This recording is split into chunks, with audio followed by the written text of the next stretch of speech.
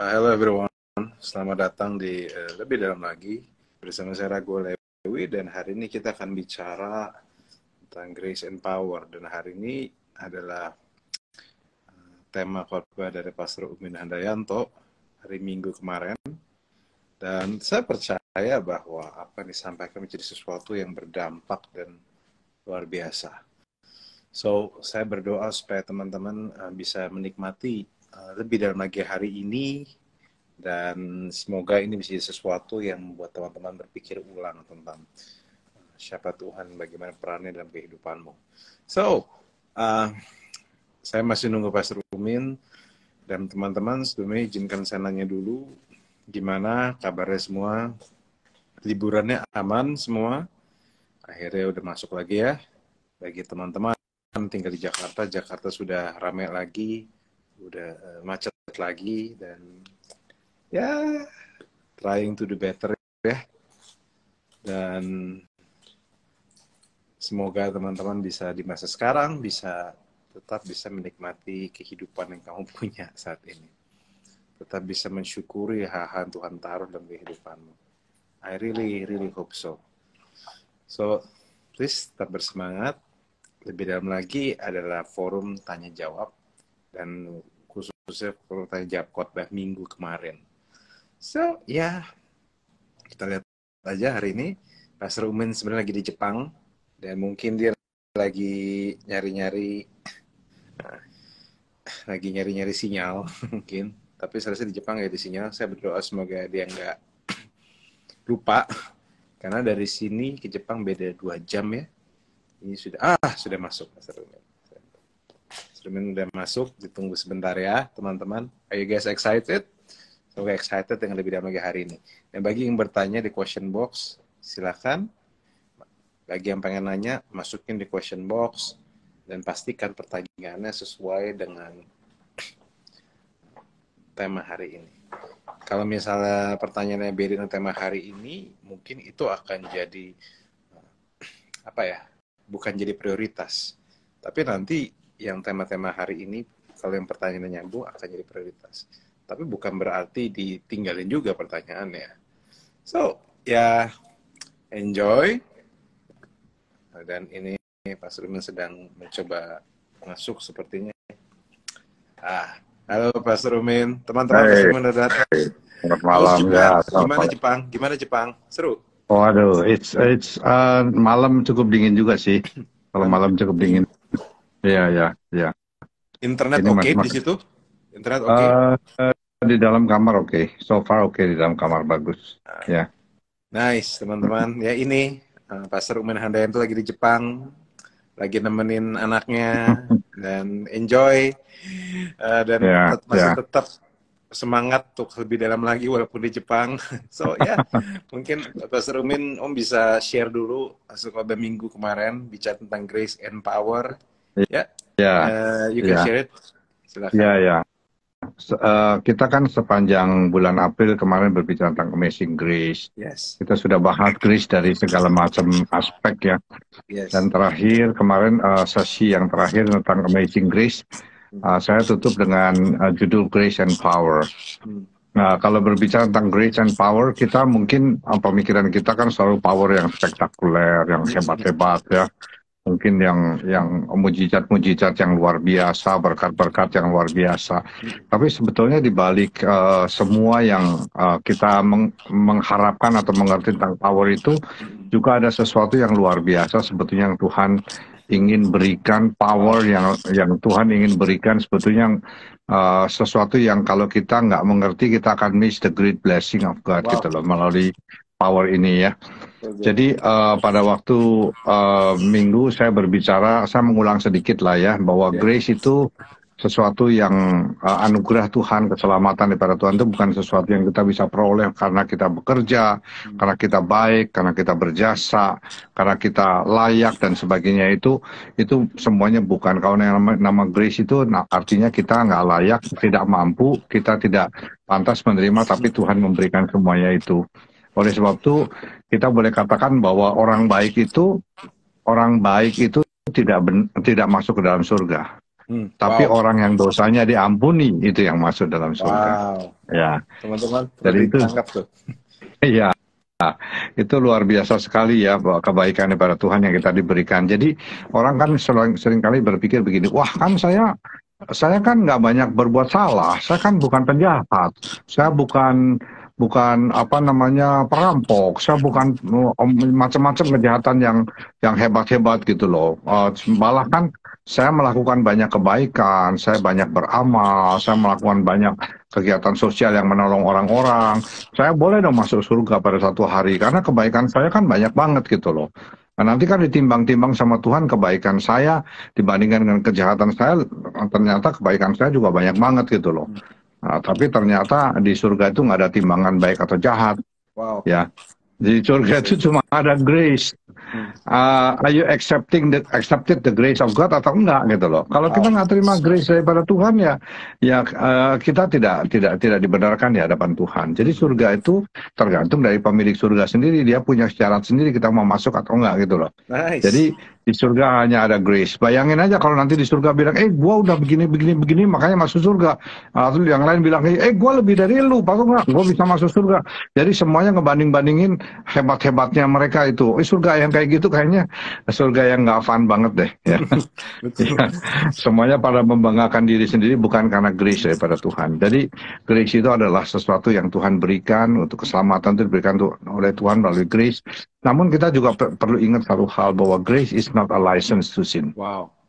Nah, karena kita dosa dulu kita diampuni, dosa sekarang diampuni, dosa masa depan pun kita bisa diampuni dalam Tuhan kalau kita bertobat dan mengakui dosa di hadapan Tuhan, sungguh-sungguh bertobat. Tapi bukan berarti bahwa kita grace itu license to sin gitu loh. Untuk kita alasan untuk kita berbuat dosa terus gitu. Ya, nah itu adalah summary daripada apa yang sudah disampaikan dalam minggu-minggu sebelumnya. Dan minggu kemarin saya berbicara tentang grace is the source of God's power. Wow.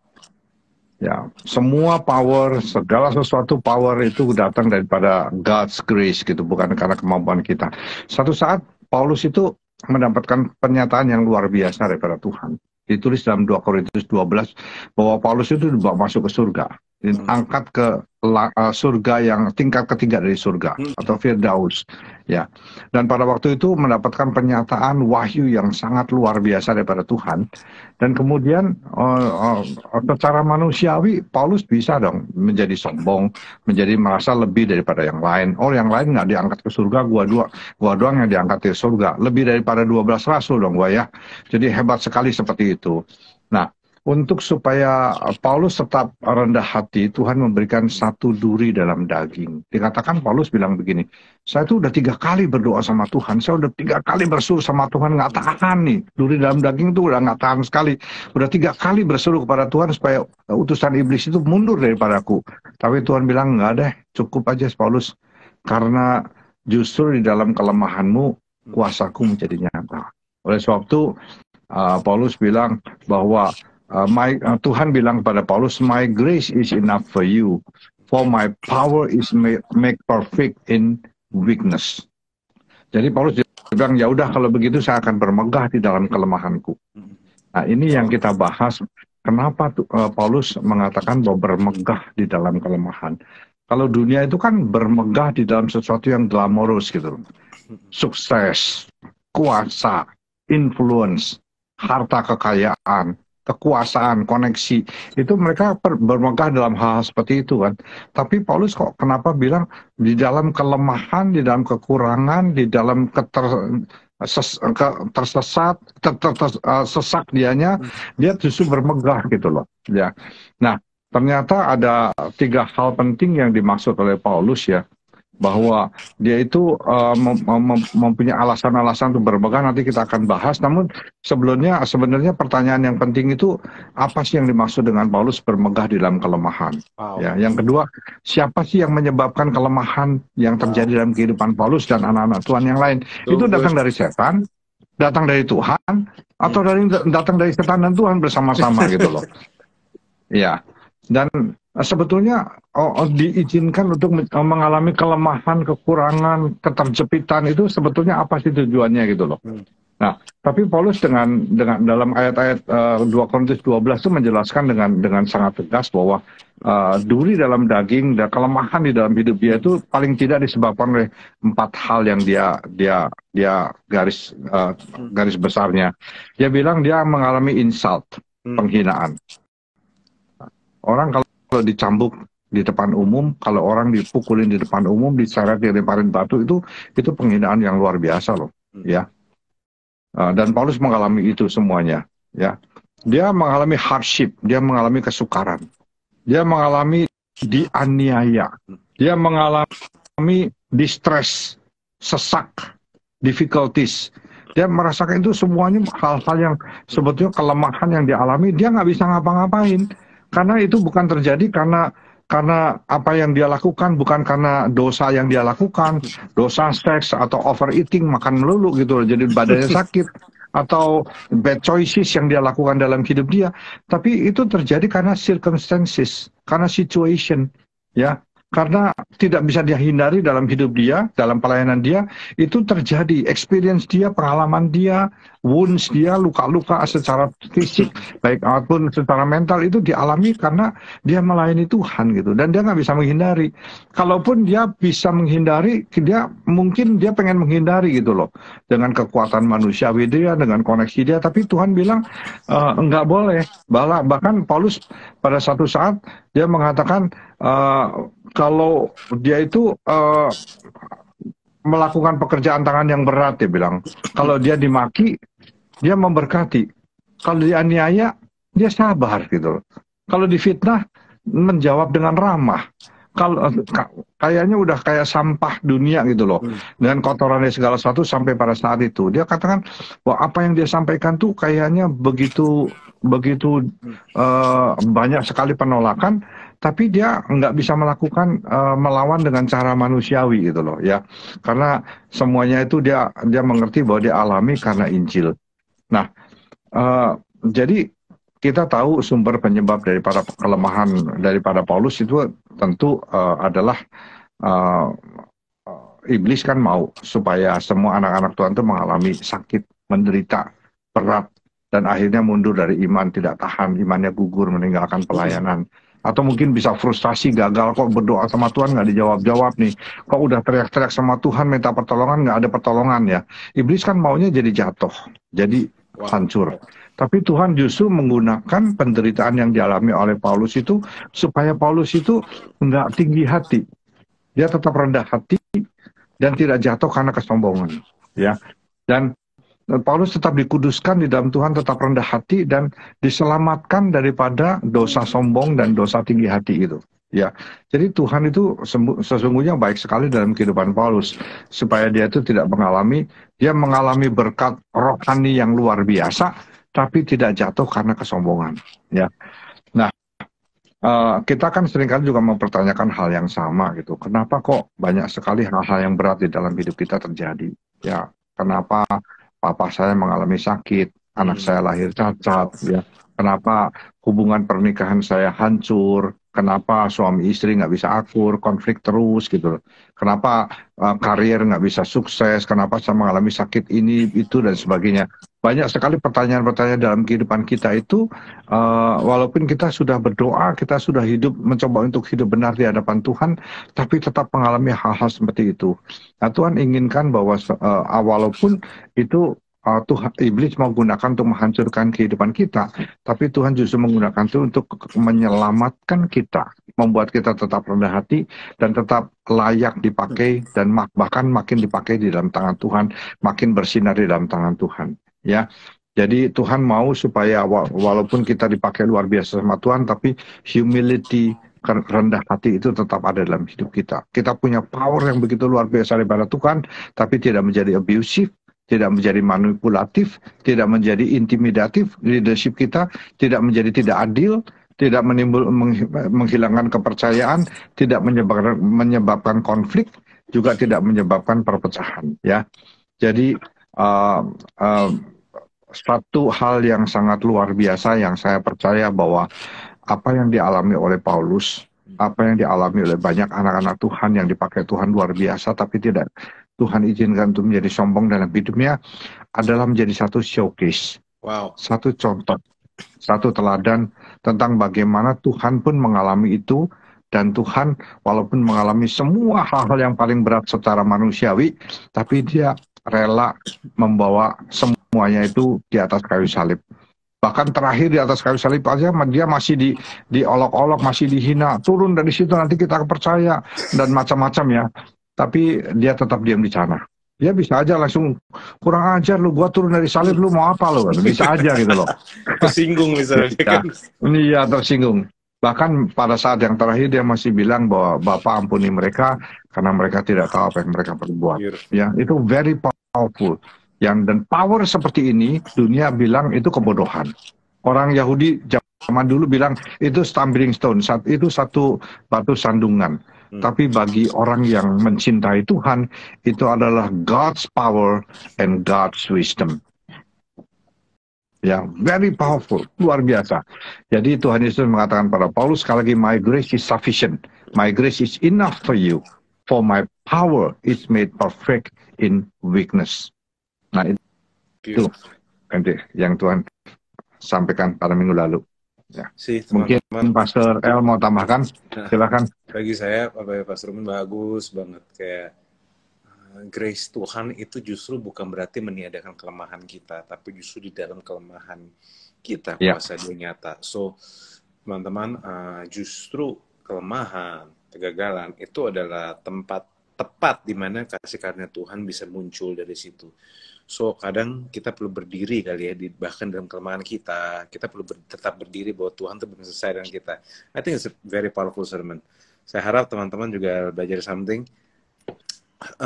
Oke, ini ada satu pertanyaan nih. Bagaimana hubungan atau korelasi hukum tabur tuai versus God's grace? Nah, ini bagus deh, Pastor Min, pertanyaannya. Bagaimana hubungan atau korelasi dari hukum tabur tuai sama kasih karunia Tuhan? Mungkin Pastor mau jawab dulu, Okay. Nanti saya tambahin. Dari saya sih, hukum tabur tuai itu, jadi gini, pertama bahwa saya percaya bahwa kasih karunia Tuhan itu turun, hadir di hidup kita, itu di aspek-aspek yang kita nggak bisa bayar. Bahwa dosa kita tuh nggak bisa bayar. Hukum tabur tuai itu tidak berlaku di dalam keberdosaan kita, maksudnya. Kenapa? Karena kalau misalnya kita pakai hukum tabur tuai untuk dosa kita nggak bisa bayar dosa kita. Kita udah nabur dosa, terus kita bisa hancur-hancuran, teman-teman. Tetapi saya juga belajar bahwa misalnya di dalam keberdosaan kita, di dalam itu Tuhan bayar, karena kita nggak bisa bayar.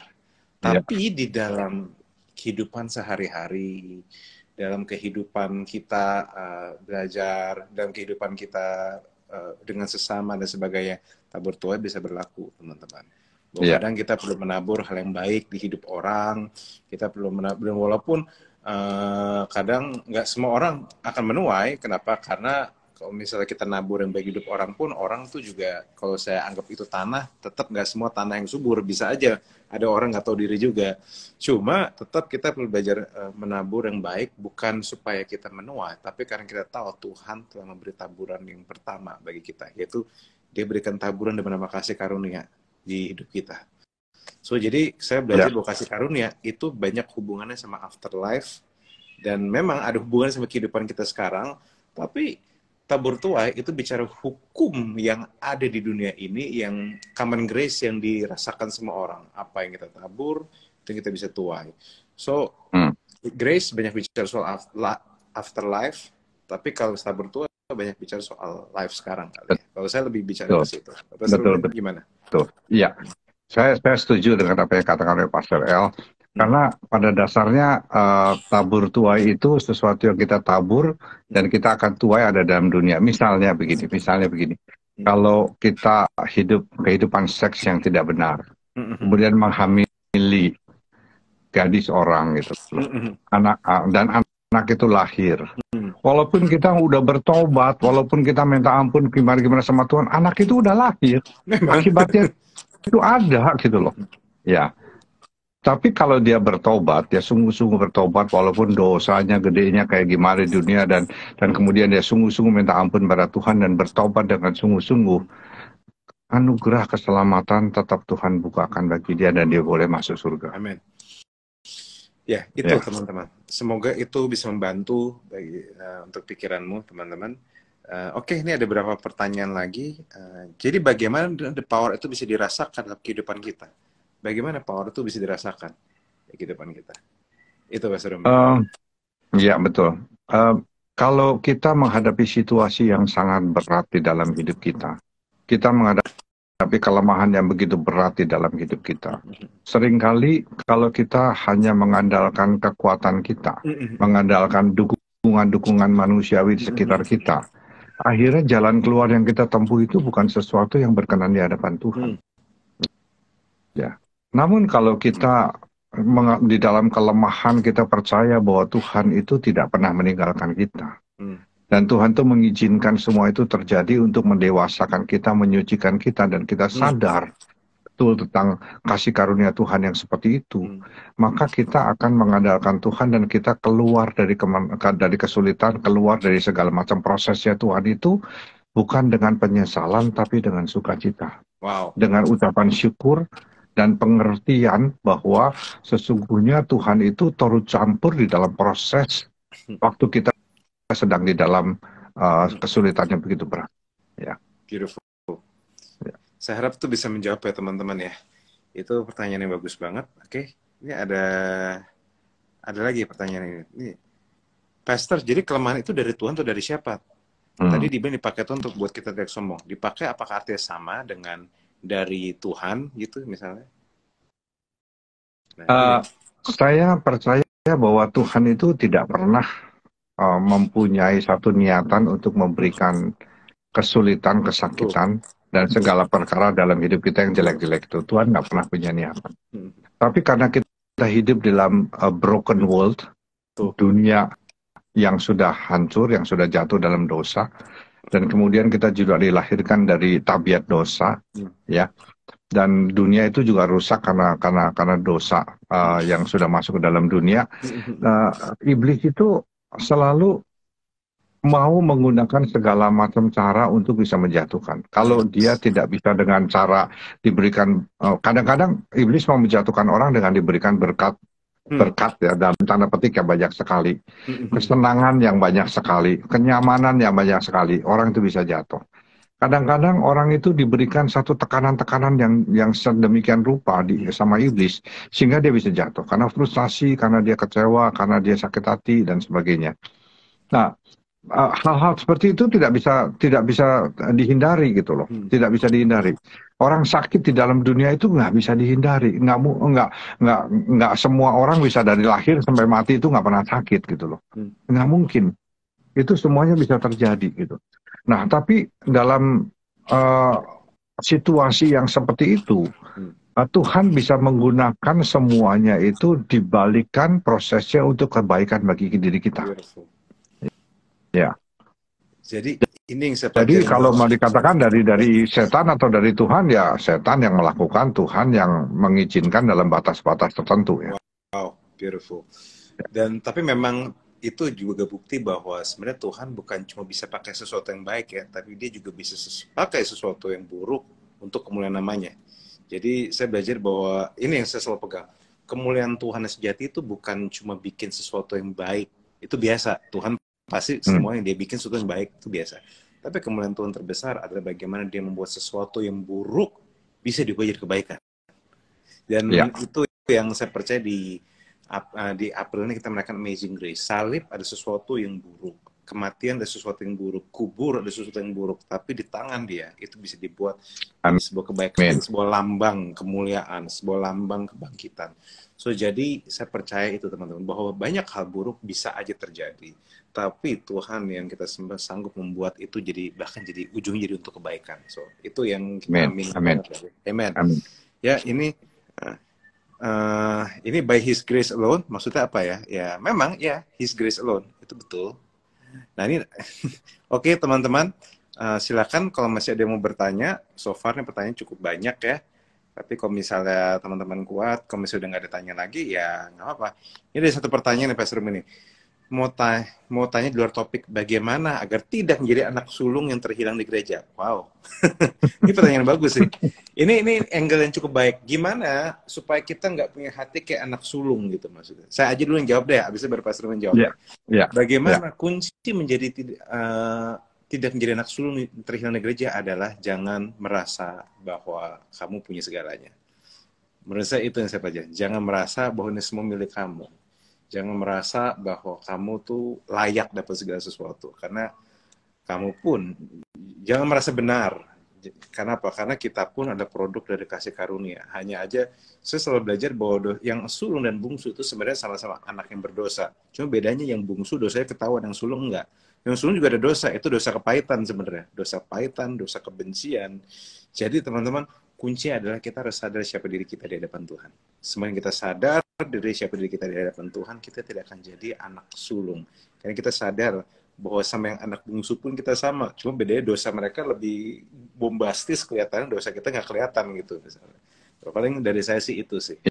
Tahu diri. iya, ya, jadi sepertinya semuanya oke, sampai ada anak bungsu yang datang pulang baru kelihatan nggak oke-nya. Nah, kalau anak bungsu itu nggak pulang, alang sulungnya nggak kelihatan nggak oke-nya. Gitu. Iya. Bagus banget ya.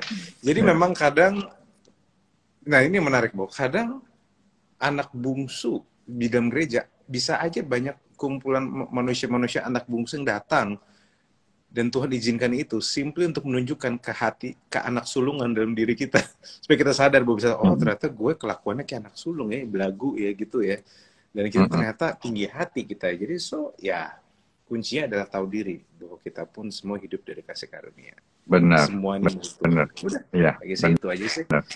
Nah, itu sih. Jadi bagi saya pembicaraan tentang grace ini, Pastor Ruben, memang selalu seru sih, memang selalu menyenangkan sih. Bahwa Tuhan sayang sama kita. Dan saya berdoa supaya ini jadi sesuatu yang baik juga bagi teman-teman. Teman-teman masih ada pertanyaan lagi? Kalau misalnya udah nggak ada pertanyaan, ya kita istirahat aja, maksudnya gitu. Dan Pastor Ruben juga for information, bagi teman-teman baru masuk, Pastor Ruben lagi di Jepang gitu ya. Lagi menyobain Wagyu ya besok ya. Wah, luar biasa makanannya, memang dimasaknya beda sama Indonesia ya. Lain. Masaknya lain mereka. Iya, jadi sebenarnya grace daripada Tuhan itu yang menyebabkan kita bisa mendapatkan power melalui grace dari Tuhan, dan power dan grace daripada Tuhan itu menyebabkan segala sesuatu yang sulit-sulit, yang berat-berat, yang kelihatannya nggak mampu dipikul oleh kita, menjadi bisa kita nikmati dan menjadi kita bisa terima. Dan bahkan bisa diubahkan oleh Tuhan menjadi sesuatu yang menguatkan iman kita, mendewasakan kita, membuat kita tidak cengeng, membuat kita tidak meninggalkan Tuhan, tapi makin dalam mengenal kasih karunia daripada Tuhan yang terus bertumbuh di dalam hidup kita. Nice, beautiful. Bagus banget teman-teman. Saya berharap teman-teman bisa jadi belajar sesuatu. I hope you're blessed. Kalau sudah nggak ada pertanyaan lagi, paling kita tutup aja kali Pak Ruben ya. Ya. Aja, sudah cukup. Yuk, saya akan berdoa deh. Thank you so much for everyone. Kita doa dulu. Bapak, terima kasih atas obrolan kami hari ini. We're so blessed, dan kami berdoa supaya ini jadi sesuatu yang penting dan jadi sesuatu yang menggugah kami untuk mengerti bahwa kasih karunia-Mu ada untuk kami. Thank you Lord atas kebaikan-Mu. Biarlah kami hidup di dalam kebaikan-Mu, dan kami menyadari hal ini Tuhan. Thank you Lord, dalam nama Yesus. Amin. Amin. Okay, God bless semuanya. See you. Thank you. Bye. Thank you. Ya.